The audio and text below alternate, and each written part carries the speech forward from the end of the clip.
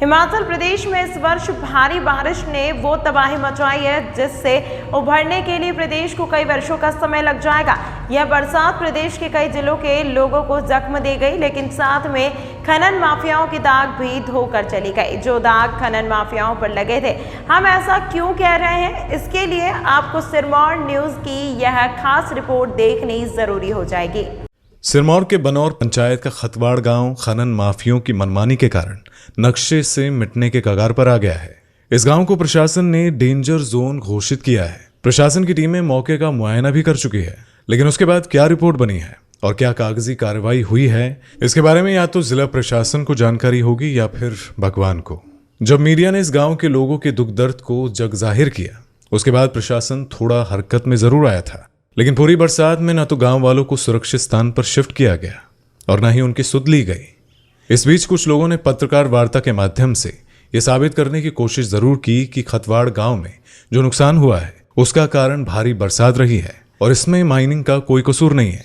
और पत्रकार वार्ता करने वाले ये सब वो युवा लोग थे जिनका रोजगार माइनिंग से जुड़ा है और वो माइनिंग को किसी भी कीमत पर बंद नहीं होने देना चाहते। युवाओं का कहना है कि माइन बंद होने से इलाके के लोग बेरोजगार हो जाएंगे और यहाँ सिर्फ माइनिंग की वजह से सैकड़ों परिवारों के घर चल रहे हैं। लेकिन इससे पहले पीड़ित पक्ष पत्रकार वार्ता के दौरान माइनिंग से हुए नुकसान के बारे में पूरी बात मीडिया के सामने रख चुके थे, जिनमें अधिकतर वो लोग थे जो उस गांव के मूल रूप से निवासी है, जिनकी कई पीढ़ियां यहाँ रहती आई है। लेकिन उनकी आने वाली पीढ़ी के लिए अब यह गांव नहीं बचने वाला है।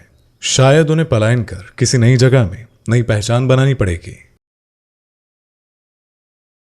हाल ही में director general of mining safety Ghaziabad के निदेशक अपनी टीम सहित माइनिंग क्षेत्र में पहुंचे, जहां उन्होंने वास्तविक स्थिति का जायजा लिया और इसकी रिपोर्ट अपने विभाग को पेश करेंगे, क्योंकि वो यहां खतवाड़ गांव के पीड़ित लोगों की शिकायत पर यहां पहुंचे थे। खान सुरक्षा महानिदेशालय से श्रीनगर क्षेत्र के निदेशक के हैसियत से आज मैं यहाँ पे एक कंप्लेंट जांच के हेतु यहाँ पे आना हुआ हमारा। और इस खदान में जो कंप्लेंट आई थी, कंप्लेनेंट और माइंस के ओनर्स रिप्रेजेंटेटिव, उन लोगों को साथ में बिठा के बात किया है। तो जो कंप्लेंट है उसमें जो हमारे क्षेत्राधिकार में आने वाले इश्यूज़ हैं, उन इश्यूज़ पे हम लोगों ने बात की है। और उसके अलावा भी इनके बहुत सारे इश्यूज़ हैं जिसको हमने इनको बोल दिया है कि जहाँ तक हमारा निदेशालय कंसर्न है उसके क्षेत्राधिकार में आने वाले इशू के विषय में हम लोगों ने जांच की है और इसके ऊपर में जो भी रिपोर्ट आएगी वो बाद में आएगी। अभी इसके ऊपर इतना ही मामला है और इसके ऊपर हम लोग जो भी रिपोर्ट बनेगी वो बाद में आएगी। Thank you. इस दौरान माइनिंग से जुड़े लोग भारी संख्या में मौके पर तब तक डटे रहे जब तक निदेशक व मीडिया की टीम वहां से वापस नहीं लौटी। खनन से जुड़े कुछ लोगों ने सबसे पहले मीडिया की टीम को लेकर माइनिंग क्षेत्र में आने पर आपत्ति जताई, लेकिन सुलझे हुए लोगों ने उन्हें समझाया कि मीडिया को रोकना उचित नहीं है। और इससे भी हैरत में डालने वाली बात यह है कि कुछ लोगों ने जेएसटी माइन के वीडियो कवरेज करने से मीडिया को साफ मना कर दिया था, जहां से लाखों टन मलबा खड़ में बह गया है। स्थानीय लोगों का कहना है कि जेएसटी माइन में कुछ ऐसे चेहरे हैं जिनके आगे मीडिया और अधिकारी नतमस्तक है। माइन के खिलाफ मीडिया कर्मियों को खबरें प्रकाशित करने से पहले 100 बार सोचना पड़ता है। अब यहाँ पर बड़ा सवाल यह है कि जेएसटी माइन में ऐसा क्या है कि यहाँ की खबरें न तो जिम्मेदार पत्रकार इतने वर्षों से उठा पाए हैं और न ही विरोध की आवाज गांव से आगे बढ़ पाई है। हालांकि इस क्षेत्र में माइनिंग के मुद्दे पर कम ही पत्रकारों ने अब तक अपना पत्रकारिता का जो धर्म है वो निभाया होगा। कुछ बड़े और विश्वस्त मीडिया संस्थानों तक तो गांव वालों की आवाज आज तक नहीं पहुंच पाई है, लेकिन सोशल मीडिया के इस दौर में गांव वालों की आवाज जल्द ही कई मीडिया संस्थानों के माध्यम से प्रशासन और सरकार तक पहुंची। लेकिन इसके लिए युवा पत्रकार प्रीति चौहान को बड़ा बलिदान करना पड़ा और जिसकी बुलंद आवाज को दबाने के लिए सभी हथकंडे अपनाए गए। लेकिन जो उसके साथ आपने देखा होगा बिरादरी के उसके, ऐसा तो हमारे यहाँ हर साल हो रहा है। जो हम कोई सच्चाई उजागर कर रहे हैं, हमें दबाया जाता है, हमें बहिष्कार का किया जाता है, हमारे ऊपर झूठे केस बनाए जाते हैं हमारे ऊपर। ये तो हर साल हो रहा है हमारे साथ। तो लेकिन उस बिटिया के हमें इसलिए पीड़ा है, वो बेचारी बिटिया हमारे गांव का नाम उसने रोशन किया। हमारा पिछड़ा गांव है, कोई आगे नहीं निकल पाता, वो बिटिया आगे निकली है। देश दुनिया में हमारा नाम खतवाड़ का भी रोशन हो रहा, हमें बड़ा फक्र है। उसको किस तरह से उसकी आवाज़ को नेस्तनाबूद किया जा रहा और किसके क्लब में है, वे कौन है उनके अध्यक्ष, सफ़ेद कोश कौन है वो। अभी एक बात मैं और बता रहा, अभी तो हमने साक्ष्य नहीं निकाले। ऐसे साक्ष्य हम रखने वाले हैं पत्रकार वार्ता में, जो पूरा जितने भी पंचायत में मालिक है स्तब्ध रह जाएंगे। वे क्या क्या नाम है इनके, श्वेत पोष वालों के, स्तब्ध रह जाएंगे। और विभाग भी कि इस तरह इन्होंने अपने प्रभाव से कैसे कैसे विभाग को गुमराह रखा, सरकार की आंखों में धूल झोंकी, और पूरे पंचायत के जितने मालिक है हम बताएंगे ना सारा। देख ही रहे हैं हमारा खतवाड़ माइन से जो बर्बाद हुए हैं, इसमें हमारी जो ज़मीनें हैं ये भी बर्बाद हुई है। रास्ते चलने के लिए नहीं है, पीने के लिए पानी नहीं है। बुजुर्गों की जो हमारे पास ज़मीनें हैं, दादा परदादा की ज़मीनें थी, ये भी हमारी सारी जो है माइन के मलबे से ख़त्म हो चुकी है। हमारी हाथ जोड़कर विनती यही है कि हमें ज़मीन दी जाए और जो ये 2 महीने हैं ये बंद की जाए। ये महीने नहीं चलनी चाहिए। इनको अगर बोला भी जाता है कि हमारा नुकसान है तो ये तानाशाही करने तैयार हो जाते हैं मारने के लिए। ये हमारा हाथ जोड़कर विनती है कि ये महीने नहीं चलनी चाहिए, किसी भी प्रकार से नहीं चलनी चाहिए। आज यहाँ कौन सी टीम आई थी और क्या आश्वासन आपको मिला है? विश्वासन सर हमें तो उतना खास ये सभी नहीं है कि क्या दिया इन लोगों ने, लेकिन आए हैं। अब वो पता तब लगेगा जब वो अपना लिख के देंगे क्या देते हैं वो।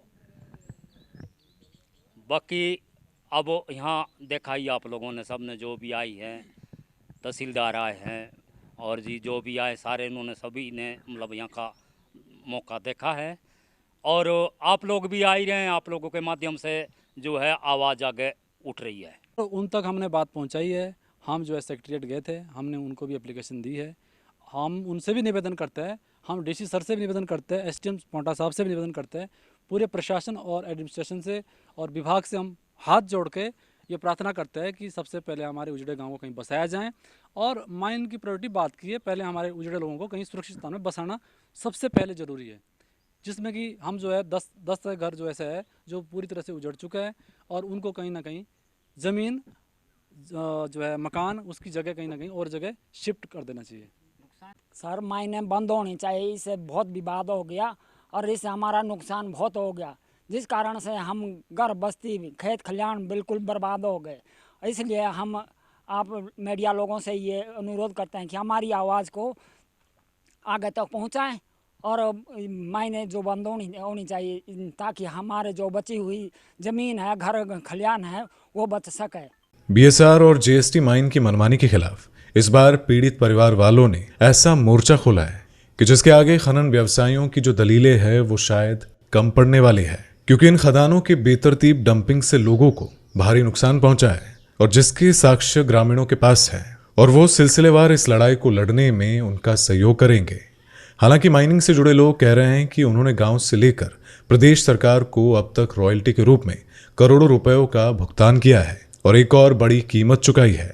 लेकिन गांव के पीड़ित परिवारों का कहना है कि अन्य लोगों के रोजगार के लिए वो अपने उस गांव का बलिदान नहीं देंगे जो गांव उनके पूर्वजों की विरासत है।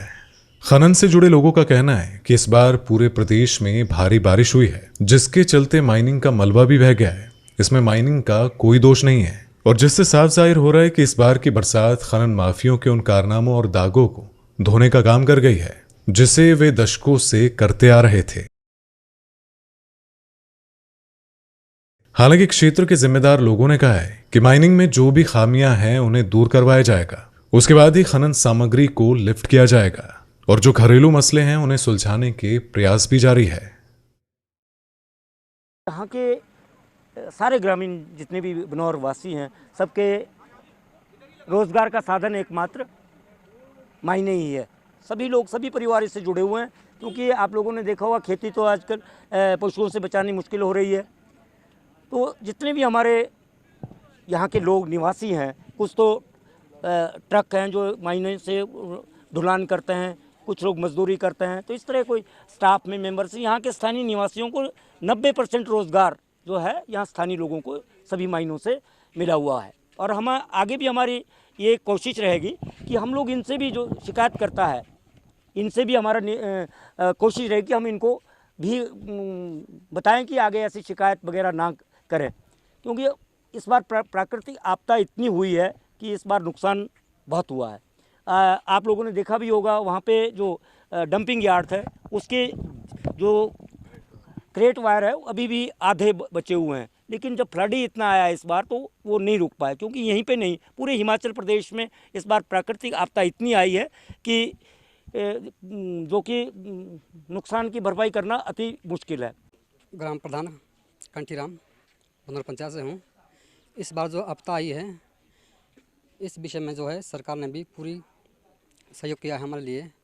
जितने भी मकान में दरारें आई है उनके लिए जो है राशि का प्रावधान किया गया है। इसमें 20-25 मकान हैं, उन सब के लिए जो है सर्वे हो चुके हैं और कुछ दिन हम जो है इनकी राशि प्राप्त हो जाएगी।